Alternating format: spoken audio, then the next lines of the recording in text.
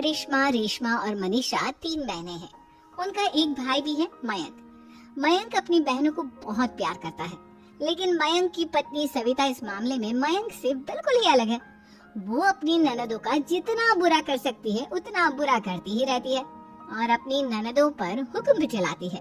करिश्मा, करिश्मा, तुमने अभी तक नाश्ता नहीं बनाया? तुम्हारे भैया को ऑफिस जाने में देर हो रही है। हाँ भाभी, बस अभी बनाती हूँ। करिश्मा, तुम ये ढीलापन छोड़ दो। कल को पराये घर जाना है। वहाँ अगर तुम इस तरह से काम करोगी तो लोग क्या कहेंगे कि माँ ने और भाभी ने कुछ सिखाया नहीं। और तुम्हारी दोनों बहनें कहाँ हैं? रेशमा मार्केट गई है और मनीषा सो रही है। क्या? सुबह के 8 बज रहे हैं और ये महारानी अभी भी सो रही है? ये कहते हुए सविता अपनी सास दुर्गा देवी के पास जाती है। माँ जी, देख रही हो अपनी बेटियों के तौर तरीके? क्या हुआ बहू, सुबह सुबह क्या कर दिया मेरी बेटियों ने?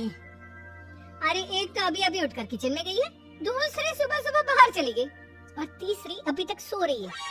क्या करूं मैं इन तीनों का, मैं तो परेशान हो गई हूँ। जा जाकर उठा उसे और रेशमा से मैं बात करती हूँ। सविता सीधा मनीषा के कमरे में जाती है और उससे कहती है, महारानी जल्दी उठो, सूरज सर पर आ गया है। भाभी थोड़ी देर और सोने दो ना, मैं रात को लेट सोई थी।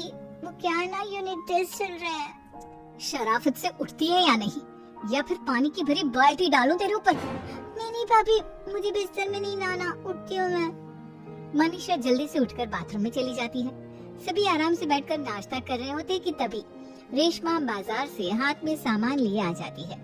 रेशमा को देखते ही सविता उस पर बरस पड़ती है।